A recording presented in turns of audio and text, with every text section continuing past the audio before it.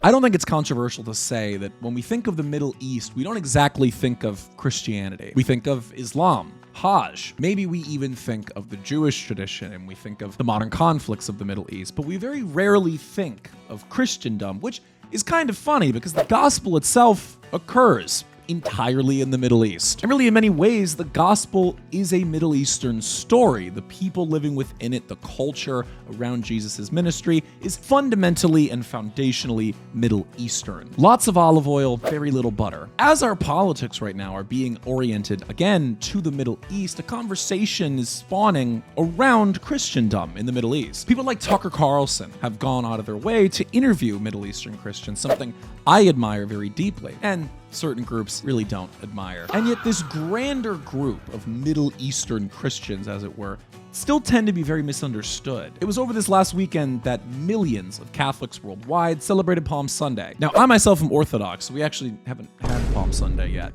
funny enough. The general practice is the same. It's the day in which we commemorate the entrance of our Lord into the city of Jerusalem. And the faithful wave palms and hold services commemorating this event, which is part of the grander Easter season. What about the actual city of Jerusalem? It's still there. It is a real city with people living in it that still exists. And believe it or not, entire sections of it are given to Christians and specific churches. Most notably the Catholic Church, the Orthodox Church, and the Armenian Church. Isn't that funny? People kind of always forget that. The Armenian Church has like a whole quarter. Anyways, well, it was over this past weekend that Israeli police barred the Latin Patriarch of Jerusalem, very important Catholic leader, from entering the Church of the Holy Sepulchre, that being the most important church in Jerusalem, built at the site where Jesus was crucified. And before I get into that, let me know, please be sure to like, subscribe, follow. I mean, come on, all that. I don't want to take up too much time with that, but come on, but let's jump into it. This was the first time anything like this has happened in centuries, and this led to outrage the world over. And while we can talk about the ramifications of that and talk about the modern situation in that, what I find especially funny is that figures like a Shabbos Kestenbaum or a Ben Shapiro, all of them were silent about this fact, silent about this silencing of this incredibly ancient Christian tradition, a very important Christian tradition, and really how silent they are about the general treatment of Middle Eastern Christians by the Israeli state. And yet, at the same time, one of the first things they run to is to insist that all of these various Islamist groups that they find themselves positioned against, that they treat Christians horrifically, and that it is within the interest of Western Christians to support them so that they can support these Middle Eastern Christians. This is to say, I don't think there's a more tokenized group like in the world. Because inversely, you hear from many Muslims, from many Islamist groups themselves, that Middle Eastern Christians are treated incredibly well, that they are a beloved ethnic minority who enjoy full rights and full freedoms as to everyone else. So what is the actual truth? What are these people? They can't simultaneously be the most oppressed, the most victimized, and the most beloved and most privileged group. But there has to be a truth somewhere in that. And the answer, like all things in the Middle East, it's complicated. But today I wanted to take a quick dive into a widely discussed and even more widely misunderstood group and give you guys a little history and modern politics on the Christians of the Middle East. And all of this starts by understanding who they actually are.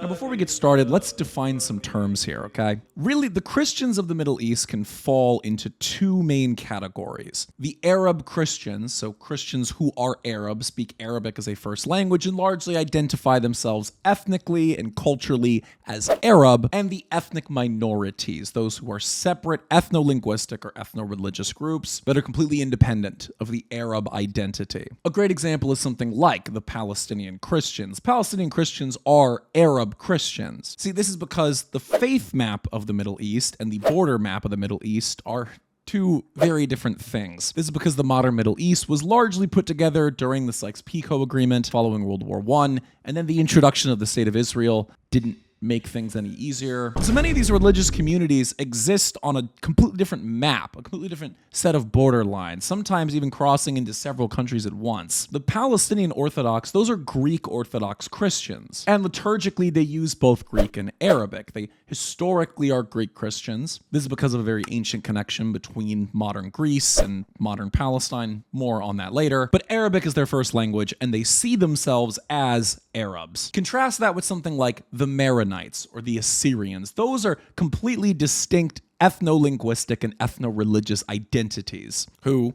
let me note, don't call them Arab. They really don't like that. You can put it like this. If a Palestinian Muslim were to convert to Christianity, they could become an Arab Christian. They couldn't convert to becoming an Assyrian. That's like if I tried to convert to becoming Italian. It doesn't really work like that. Now, with that out of the way, who actually are these people? Well, we can start with the Arab Christians. In 2004, U.S. soldiers stationed in Baghdad, Iraq, noticed that local peddlers were selling an interesting product. The Osama bin lighter made waves in the U.S. military. Only a limited amount of these were purchased with no tracking number by U.S. soldiers in Iraq, never to be seen again, until one brave man decided to bring back this iconic product. Available for pre-order now, Lord Miles has brought back the Osama bin lighter. Now sold in a perfect stainless steel metal casing, USB-C recharging, and of course,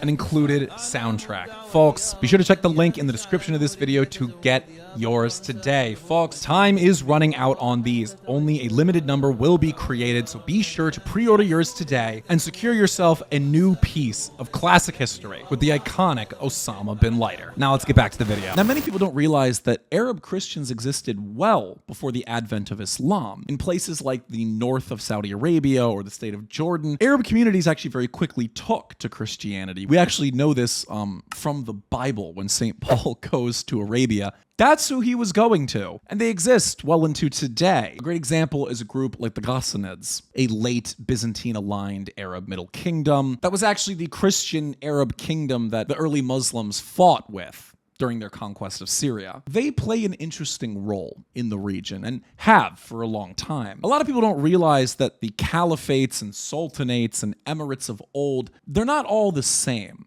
It's kind of a misconception to think that they were all governed the same or by the same religiosity. An entity like the earliest caliphates under people like Umar and Abu Bakr, they were actually very tolerant of Christianity and actually promoted Christians remaining Christian. We know this from several sources, both Muslim and Christian, that they were actually very friendly to the Christian community there. That's contrasted with later sultanates and caliphates that didn't feel the same. And that's where we get examples of things like forced conversion, which, let me note, that is actually not allowed in Islam. Now, that's not me running apologetics for Muslims, let me be clear. It's still a complicated relationship, and they still had to live in what is kind of a second-class citizen role. The point I'm getting at is that it's kind of baseless to say that they either lived in complete freedom and bliss or in complete oppression and subjugation all the time. The answer is more so somewhere in the middle, depending on where in history we're looking at. But we're worried about today. Today, the Palestinian Christians, which are part of the grander Jordanian Christians and Syrian Greek Orthodox Christians, all of them falling under the Antiochian Greek Orthodox Church, all those guys largely get along pretty good with their Arab Muslim neighbors. This is largely due to, kind of have a bigger problem going on with a group like the Palestinian Christians, especially professing the most unity between the Muslim and Christian Arabs. A great example of this is in 1929 during the Palestine riots, or the Arab Revolt of Palestine, not to be confused with the Arab Revolt, spurred on by my personal hero, Lawrence of Arabia. No, during this riot, this was a public reaction to both British presence during the Mandate of Palestine and the ever-expanding incursion of the Zionist movement. A great example is this flag that they use. As you can see, it is a sort of Arab-colored flag, almost like a modern Palestinian flag, but specifically with a cross and a crescent. This is because at the time, the Christians and Muslims of the region felt a lot of unity with one another, because both were being antagonized by the same people. And this is a sentiment that exists well into today. I mean, actually, it's like most of the earliest like Palestinian resistance actors were actually Palestinian Christians. And during even this most recent conflict, organizations like the PFLP, which is largely Christian, fought against the Israeli state. And in regards to the state of Israel, they're treated just the same as Palestinian Muslims. Actually, the state doesn't differentiate between the two at all. To this day, the Palestinian people, they don't really differentiate between their Muslims and Christians. And really, it's kind of this cauldron of dealing with the outside forces that created this relationship. And really, any of them would tell you that they don't see a difference between one another and that a lot of peace exists between one another. And so they're one of the better examples of a relationship existing there. Needless to say, I'm paraphrasing a lot here, but that's kind of going to be the meat of the video, is a lot of paraphrasing. I mean, come on, you really expect me to sit here and recount to you like 2,000 years of history for every single group? Are you out of your mind? We don't have all day. With all that being said, that takes us to our first ethnic isolate. One you might have heard of recently, that being the Maronites of Lebanon.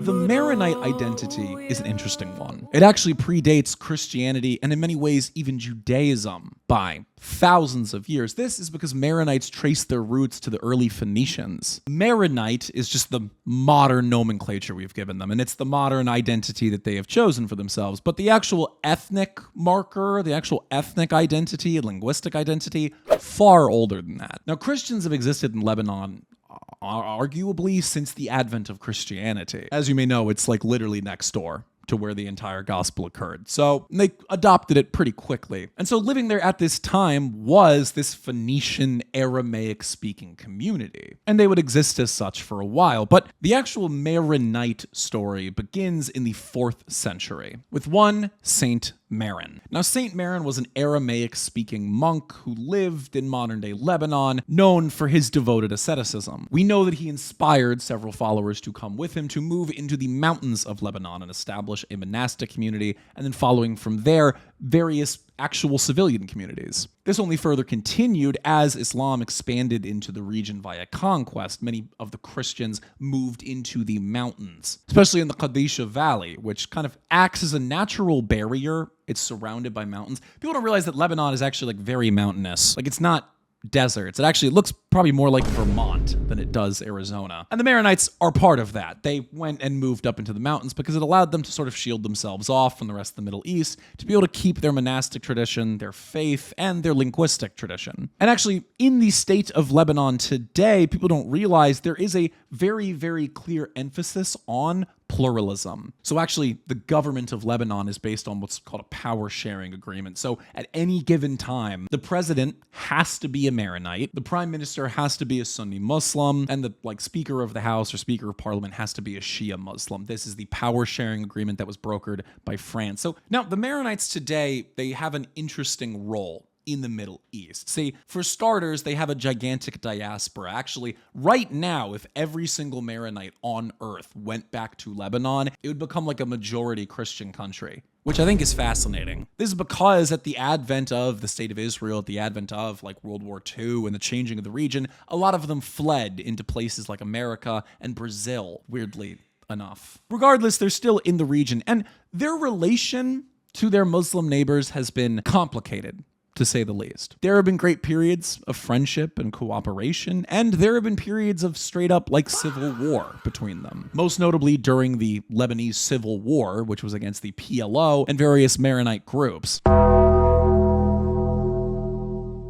Which I'm the first to say, I think the Palestinians were a little crazy for that one, but hey, water under the bridge. And that relationship remains rocky. It really depends, honestly, on who you're talking to. Some are very pro-Muslim, especially very pro-Shia, seeing as the largest military group in Lebanon is Hezbollah, and so it is kind of de facto run by Hezbollah right now. And so some are very pro-Hezbollah, because Hezbollah is Shia.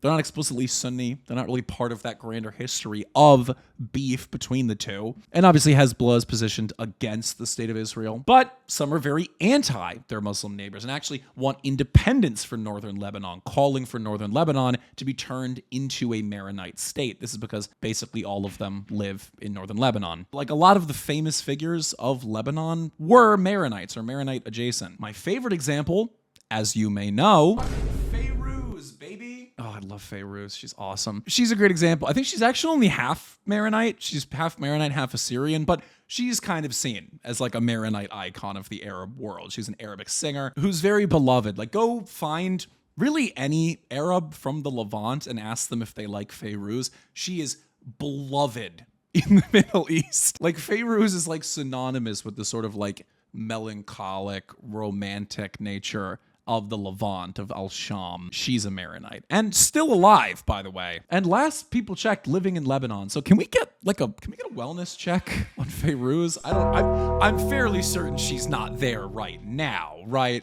Can I get confirmation on that? She has to have a house in France. There's no way she's like hanging out there with Hezbollah. Now, for them, their Catholic identity is very, very important to them, and yet they keep a level of autonomy. The Maronite Catholic Church is its own thing. Like I said, liturgically, very Eastern. Prostrations, different liturgies, the fact that they speak in Aramaic as opposed to Latin, very unique identity, but they still are in communion with Rome, with the Pope. Basically, Maronites have a complicated relationship, and they're being very politicized right now because obviously, by virtue of Hezbollah, Israel has beef with Lebanon. And so this wouldn't be the first time that Israel has attempted to politicize or even militarily galvanize the Maronites. But they actually do have fairly good relations with Hezbollah. There's not like persecution going on. However, most choose to stay in the mountains. Most choose to stay in the north and let the south, that's where Beirut and Hezbollah is, let them deal with their own problems for the most part. But what about those who didn't remain with the Catholic Church? What about those who are sort of independent in every which way? Well, that takes us to the Assyrians.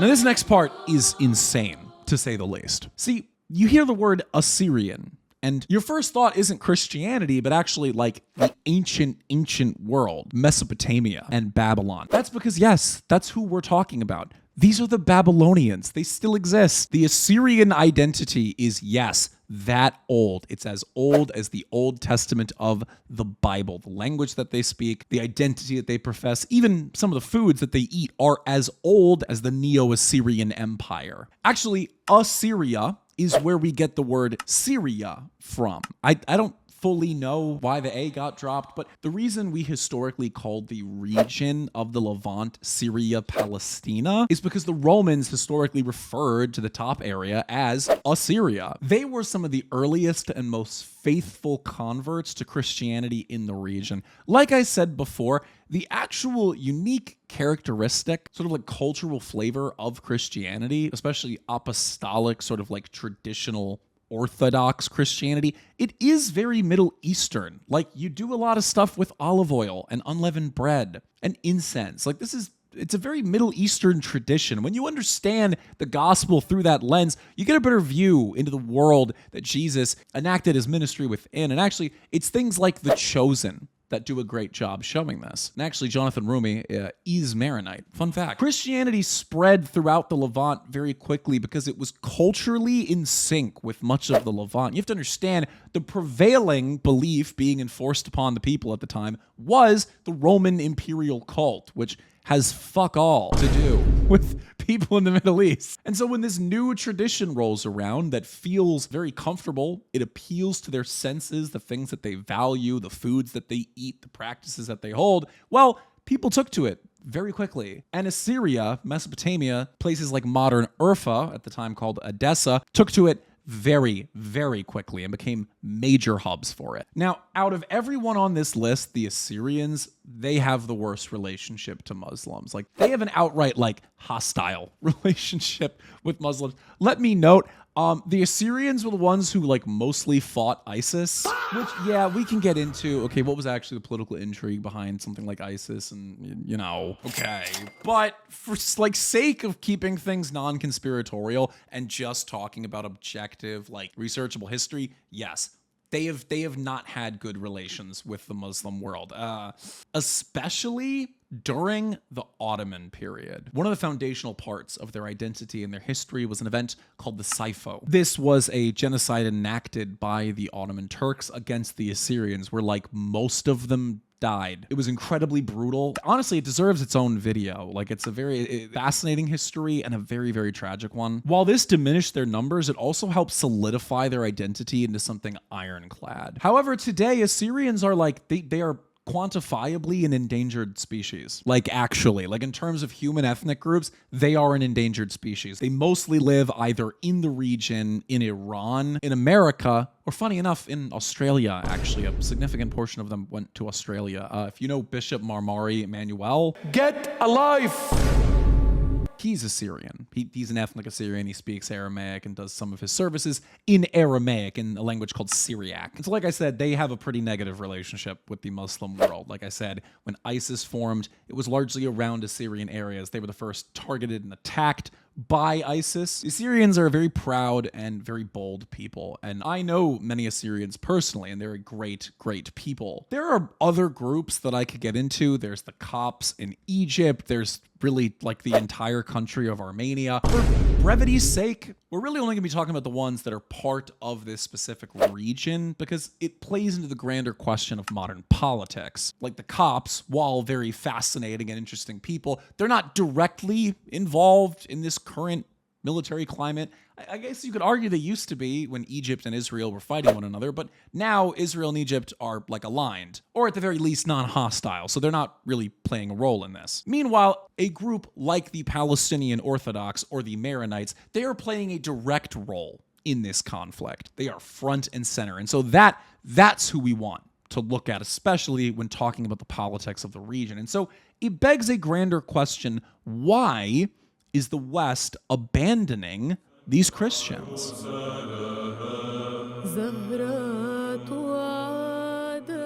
Now, Christian Zionism, the Schofield Bible, all these things completely merit their own video, and I absolutely would love to do so, but the easiest way to explain it is that the West, especially America, is largely Protestant, and it's very clear that Zionist political actors, both before and after the establishment of the State of Israel, took advantage of Protestantism's individualism. What do I mean by that? Remember how at the beginning of the video, I talked about how we don't think about how the gospel happened in the Middle East or how the gospel really has a Middle Eastern flavor to it? That's what I'm talking about. There is a perception that has been promoted really across the entire West to sort of remove the Middle Easternness from our perception of the gospel. This is because it serves the political aims of the State of Israel, of Zionist actors. Christians become a lot more comfortable with a non-Christian army blowing up Jesus's house if they forget that it was Jesus's house. And yet what's funny is part of the military propaganda doctrine of Israel in really all of the wars across the Levant, most notably in the Iraq War, was this rhetoric of being a neo-crusader. Let me remind you, Pete Hegseth, the man that your divorced father thinks he is, he has a crusader tattoo near his Deus Vult and Kafir tattoo. This whole idea of being a neo-crusader, that was a huge part of the rhetoric surrounding the Iraq wars. And it's a rhetoric that's being brought up again today, but what's funny is that the biggest killer of Middle Eastern Christians has been us. It's been Western American Christians, bar none. We blew them up a lot. I don't think people realize when you drop a bomb on Iraq or Syria or Palestine, the bomb doesn't differentiate on faith. We are responsible for a lot of their destabilization and a lot of their deaths, and yet we don't talk about that. We get these conflicts presented as if, like I said, they're neo-crusaders, that they're liberating the East from this terrible Islamic expansionism and yada, yada, yada. When in reality, no, you're serving Israel's interests. That's all you're doing. You're not a crusader. You're a pawn. American Christians have been kept in the dark about these people because if you understood that these are Christian faithful who the State of Israel and other political actors have no problem completely decimating, have no problem completely defacing, well, at that point, people would maybe start to have a problem with how they're treated. This also has to do with the fact that obviously America is historically, distinctly very Protestant, and none of the groups I just mentioned are Protestant. But this is a conversation that's changing, and there's a reason for that. Now, people like Tucker Carlson and Candace Owens are doing great work in highlighting the treatment of Arab Christians, specifically Palestinian Christians. Obviously, I don't want to doubt that at all. But one of the things that is noting a shift in rhetoric and shift in perceptions is the Romanization of America. America is on track to becoming a majority practicing Catholic nation. We're still majority a Protestant nation, culturally Protestant, but out of all the practicing young Christians, it's undeniable that Catholicism and Orthodoxy, they are the growing contingent. And in a few short decades, if not a few short years, especially considering something like Hispanic migration, we are fast approaching a time in which America will be fully Romanized. Let me remind you, we had a Catholic president in Joe Biden, and nobody talked about that. Can we note that? He was the second Catholic president of all time, and we never talked about that. Let me remind you, when JFK was put up as the first potential Catholic president, it was like a national pariah. There were entire conspiracy networks that the fucking Vatican was attempting to coup America. This was controversial to the average person.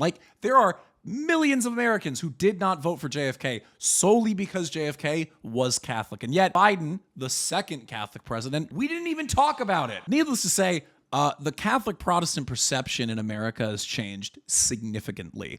And as we're approaching this idea of lusotropicalism, something I absolutely want to do a video on, part and parcel with that is a Catholic tradition. Most of the Western Hemisphere is Catholic, and now most of America is becoming Catholic or Orthodox, but really just part of a grander apostolic, just non-Protestant tradition. And with that comes a public that can look at the Maronites, that can look at the Palestinian Christians, and instead of seeing foreigners practicing a foreign version of their religion that seems to them like idolatry or a completely different practice, well, now they see themselves. They see the Maronites at Mass, and even though they're not speaking Latin, they see the Mass, they see the Eucharist, they see these things. And that changes perceptions entirely, because now it's begging a grander question about the loyalties and allegiances of the Israeli army. If they don't have a problem lobbing bombs at these people during Mass, well, would they have a problem lobbing bombs at you during Mass? We were told that they were defending our Christendom, that in the Middle East, our soldiers were defending Christendom, and yet they're attacking Christians who look exactly like you, who believe exactly like you. And so this is creating a problem, a disruption in the popular narrative. We live in a time where the largest conservative influencer, Nick Fuentes, is an avowed Catholic. Tucker Carlson is constantly interviewing Orthodox and Catholic figures, and Candace Owens herself is a convert to Catholicism. J.D. Vance very famously converted to Catholicism. Marco Rubio is Cuban, which is a Catholic country. And so as that grows, there's going to be grander questions around how we actually deal with Middle Eastern Christians. And it's one that looks hopeful, at least in terms of public perception. The sympathy for Middle Eastern Christians has become where it should be, or at least somewhat close to that. But I also fear that it's going to grant Israel justification to be more outwardly and openly anti-Christian, especially if they're able to attain superpower status and then are no longer beholden to the standards or perception of their country from others. And that could sign a huge problem. And this circumstance over this last weekend with Palm Sunday is emblematic of that. What's being shown is a form of true colors, their actual relationship to it, that really they see Christendom in the region as just as much of a problem as Islam in the region, or as any other faith in the region, or as any other identity in the region. That is to say, it is notably different than themselves. And so my only hope is that people like Tucker Carlson, like a Candace Owens, like a Nick Fuentes can further amplify these voices, can further show this issue, this conflict of proposed interest, and show that, yeah, this myth, this notion that we are the same religiously as them, I hope they can keep exposing that for what it is. A lie sold to us during the Bush era that I hope and pray will have absolutely no credence in the Trump era. Folks, that is going to do it for us today on this episode of The Narrative. I hope you enjoyed. Be sure to like, subscribe, comment, all that, everything I always tell you to do. I have been told to enable memberships on the channel. So if you would like to become a member of this channel for a easy fee of $4.99 a month, it helps support the channel, supports me. You get access to a bunch of cool things. You guys have been showing love to the streams, but I thought I'd still promote them here. Be sure to check out the streams. I've been occasionally doing streams. If you follow me on Twitter, you can find out when I'm going live. Let me note, because I've been asked at Vrillium Live, guys. That's my at everywhere, okay? At Vrillium Live, everywhere. I purposely did that so you can find me anywhere. I get asked like every day, oh, are you on Instagram? Are you on Twitter? Or any platform that exists, at Vrillium Live, okay? Instagram, Twitter, Kick, Rumble, fucking MySpace, whatever. I'm everywhere as at Vrillium Live, okay? That's me. That's your friend, your pal. I say this because I stream here and it's fun to do, but I would love to start moving people to a Kick stream because then I could give you guys a more like unfiltered kind of raw political take, which I imagine a lot of you would like. So folks, with all that being said, thank you for watching. And as I always say, God bless you and God bless America. Until next time.